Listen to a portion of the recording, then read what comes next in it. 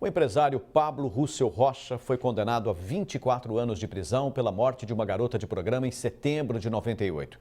Ele arrastou a jovem de carro presa ao cinto de segurança por cerca de 2 quilômetros. O julgamento durou cerca de 12 horas.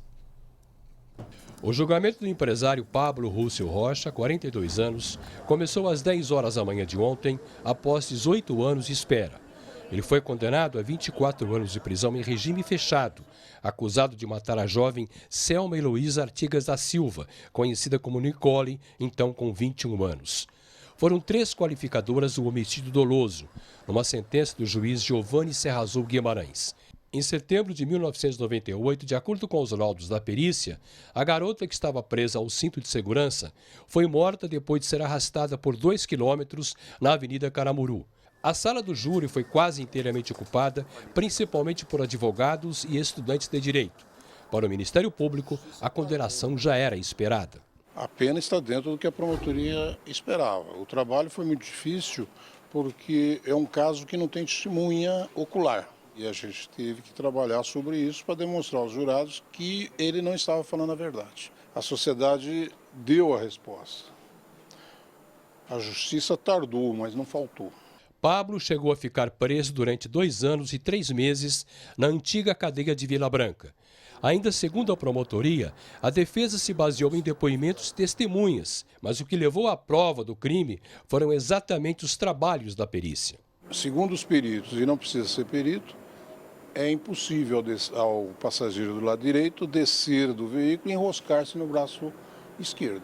O juiz dosou a pena em 12 anos e acrescentou mais 12 com relação à primeira qualificadora e as demais agravantes. Pablo não poderá recorrer da sentença em liberdade, que foi acrescida de uma prisão preventiva decretada pelo próprio juiz que presidiu o julgamento.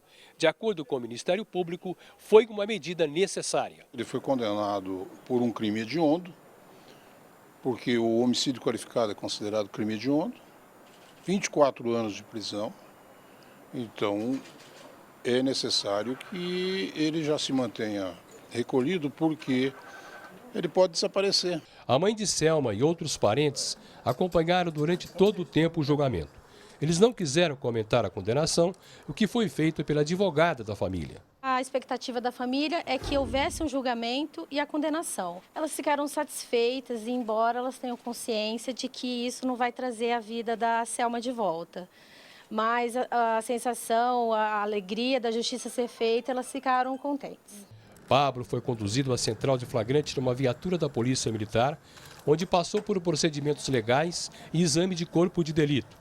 Ele disse apenas 2 palavras sobre a condenação. Você pode falar com a gente sobre... Felizmente, chocado. Você esperava uma sentença tão alta assim? Esquerda. Após passar a noite numa cela na central de flagrante, Pablo foi levado para a cadeia de Santa Rosa de Viterbo, até aguardar vaga no regime penitenciário do Estado. Luiz Fernando Luff para o Jornal da Clube.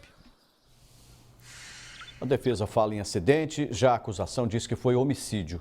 Confeito, o fato é que, depois de tantos anos, esse caso começa a ter um desfecho. Exatamente, começa, apesar de os erros do passado projetarem sombras muito longas, conforme diz um sábio provérbio espanhol. Mas nós estamos diante de uma vítima, considerada assim pela justiça, e de um réu, assim considerado pela justiça. O que há em comum é que ambos perderam a vida. A vítima perdeu a vida à vista. O réu está perdendo a vida a prazo. E essa assimetria mostra claramente que a justiça é do curto prazo. Justiça atrasada é marcadamente injustiça. E nós temos o réu perdendo a vida a prazo, a conta-gotas, também não deixa de perder a sua vida.